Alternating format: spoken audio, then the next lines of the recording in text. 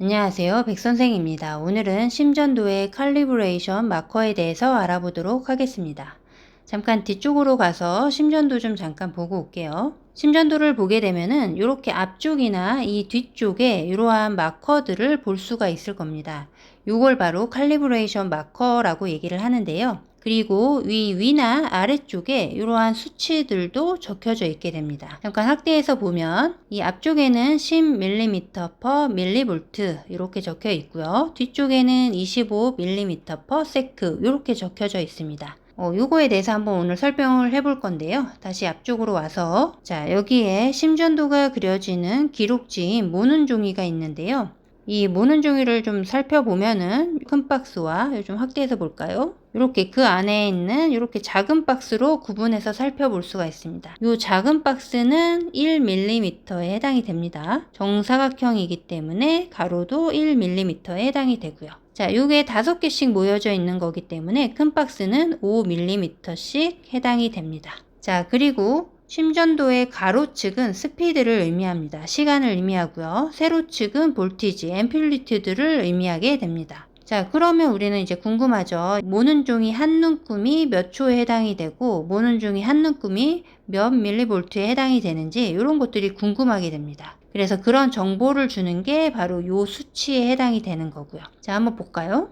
이 수치가 의미하는 거는 1초에 25mm씩 이 모는 종이가 빠져나온다는 겁니다. 다시 얘기하면 1초에 25mm씩 그려진다라는 거죠. 그리고 세로측은 10mm가 바로 1mV에 해당이 된다라는 이제 정보를 알려주는 겁니다. 이게 바로 가장 기준이 되는 거고요. 요거를 바로 간단하게 모형으로 그려내는 게 바로 칼리브레이션 마커에 해당이 됩니다. 자, 그러면 바로 여기가 이 높이가 10mm죠. 이게 바로 1mV에 해당이 된다라는 말이고요.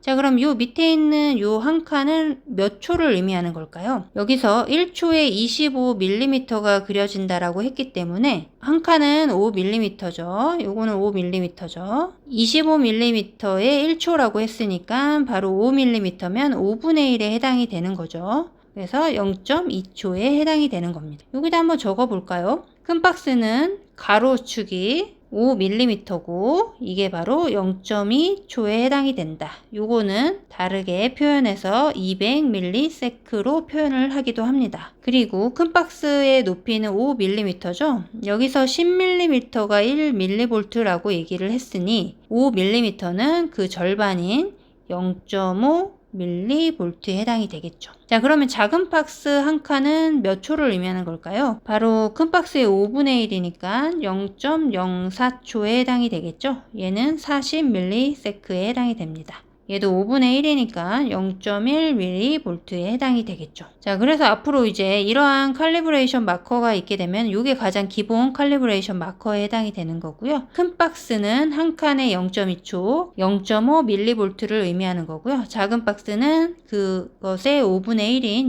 0.04초, 그리고 0.1mV에 해당이 된다. 이렇게 생각을 하시면 됩니다. 자, 칼리브레이션 마커는 다양하게 그려지게 되는데요. 한번 여기다 그려볼까요? 이렇게 그려져 있는 칼리브레이션 마커도 있고요. 이렇게 그려져 있는 칼리브레이션 마커도 있습니다. 그리고 이렇게 그려져 있는 칼리브레이션 마커도 있고요. 어떤 거는 이렇게 그려져 있는 칼리브레이션 마커도 있습니다.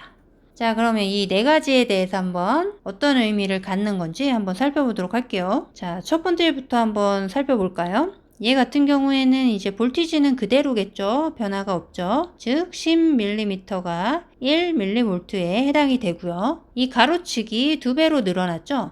즉 무슨 얘기냐면 동일한 시간 내에 더 길게 그려진다라는 겁니다. 즉 여기다 한번 적어볼까요? 파형이 좀 더 길게 그려진다라고 보시면 됩니다. 자, 똑같은 시간 안에 2배로 더 길게 그려진다라는 겁니다. 즉 아까는 25mm/s였죠. 그래서 얘는 2배로 더 길게 그려지기 때문에 50mm/s, 1초에 50mm씩 그려지게 된다라는 겁니다. 자, 그러면 요 한 칸은 5mm죠. 이 큰 칸 한 칸은 몇 초에 해당이 될까요? 바로 10분의 1에 해당이 되겠죠. 그래서 0.1초에 해당이 되는 거죠. 자, 그래서 여기 옆에다가 이제 그려보면은 얘는 0.1초 0.0초에 해당이 되는 거고요. 작은 박스는 0.02초에 해당이 되는 거겠죠. 볼테이지는 똑같게 되는 거고요. 그리고 이제 두 번째 한번 볼까요? 두 번째는 이제 가로가 같죠? 가로는 이제 동일한 거고요. 25mm/s와 이제 동일하게 되는 거고요. 얘는 이제 세로축이 절반으로 줄어들었죠. 즉 볼티지가 2분의 1로 그려지게 된다라는 거죠. 그래서 아까는 1mV가 10mm였다면 얘는 1mV가 이제 5mm에 해당이 된다. 이렇게 보시면 됩니다. 그래서 밑에다 한번 정리를 해보자면 얘는 이제 시간은 변함이 없는 거고 볼티지가 변했죠.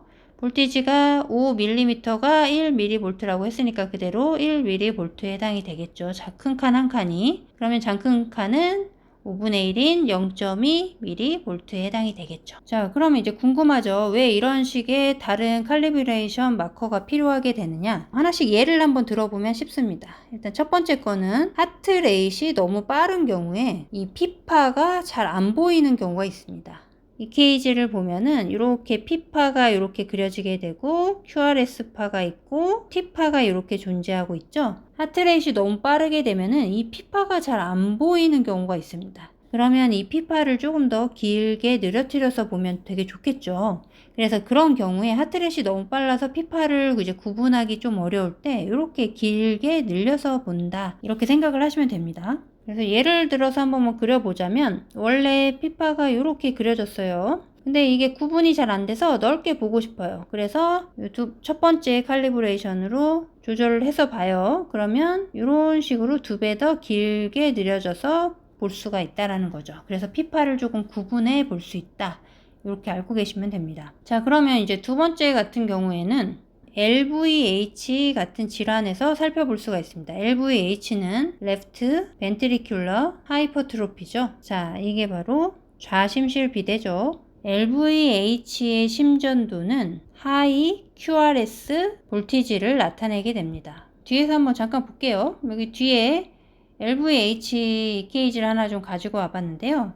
이런 식으로 QRS가 굉장히 높게 되기 때문에 얘네들이 서로 겹치게 되죠. 이런 식으로. 이렇게 되면 심전도를 좀 정확하게 파악하기가 조금 어렵겠죠. 이제 구분이 잘 안 되기 때문에. 다시 돌아와서 즉 이렇게 하이 QRS 볼티지를 갖게 되는 경우 오버랩이 되는 경우가 있습니다. 오버랩이 되지 않으면 상관은 없겠죠. 원래 우리가 보던 칼리브레이션 마커 기준으로 해서 보는 게 참 좋겠는데 이렇게 오버랩이 되게 되면은 정확하게 구분이 어렵기 때문에 얘네들의 볼티지를 2분의 1로 좀 축소해서 보겠다라고 한다라는 거죠. 그래서 여기다 한번 그려볼까요?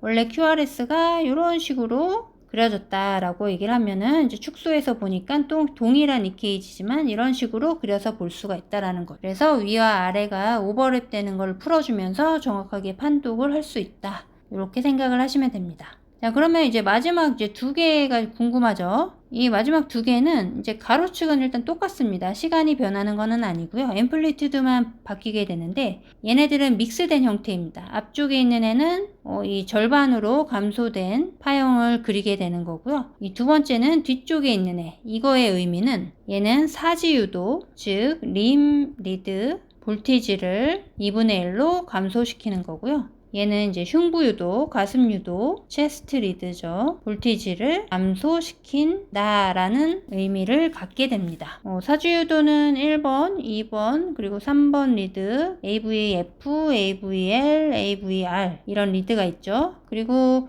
가슴유도는 V1부터 V6가 있죠. 뒤쪽에 좀 볼까요? 이렇게 뒤에 보면은 보통 왼쪽에 이렇게 1, 2, 3번 AVR, AVL, AVF 이렇게 그려지고요. 그리고 오른쪽에 이렇게 가슴 흉부유도가 그려지게 됩니다. 지금 여기에서는 이 사지유도는 굳이 앰플리튜드를 감소시킬 필요가 없죠. 겹쳐지는 게 없기 때문에. 하지만 이 흉부유도는 겹쳐져서 잘 확인이 안 되기 때문에 여기는 앰플리튜드를 2분의 1로 감소시켜 주는 게 좋겠죠. 그래서 이런 경우에 다시 돌아와서 자, 이런 식으로 이제 칼리브레이션을 해주게 되면은 가슴 유도만 앰플리튜드가 2분의 1로 줄어들게 되는 거죠. 그래서 이렇게 보는 중이 한 눈금이 얼마에 해당이 되느냐 이 수치를 보정해 주는 게 바로 이 칼리브레이션 마커라고 보시면 됩니다. 그래서 항상 이 칼리브레이션을 확인을 하고 기준이 되는 칼리브레이션이구나. 그래서 그거에 따라서 이제 판독을 하시면 되고요. 대부분은 요 마커에 해당이 되겠죠. 하지만 이런 마커들로 변화가 된다면 그 한 칸의 의미가 좀 달라진 거기 때문에 그것들을 잘 생각하고 판독을 하셔야 합니다. 그런데 이제 가끔 이제 칼리브레이션 마커가 바뀐지를 모르고 잘못 판단하는 경우도 생길 수가 있습니다. 하나의 예를 한번 들어볼까요? 우리가 페리카디얼 이퓨전을 한번 예로 들어봅시다. 얘는 이제 심내막에 이제 이퓨전 삼출액이 찬 거죠. 쉽게 말해서 심장이 물 찼다라고 보시면 됩니다.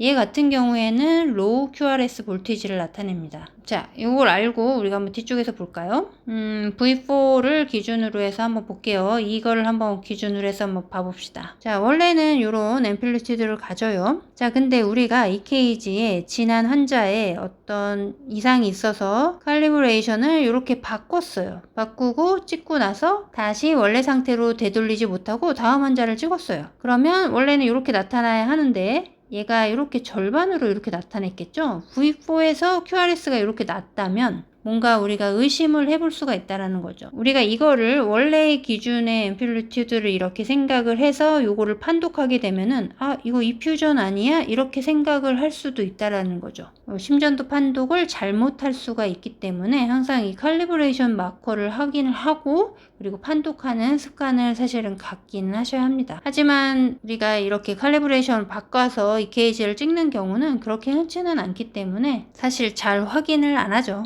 하지만 이렇게 한번 정확히 알고는 계셔야 합니다. 자, 오늘은 칼리브레이션 마커에 대해서 간단히 알아보는 시간을 가져봤습니다.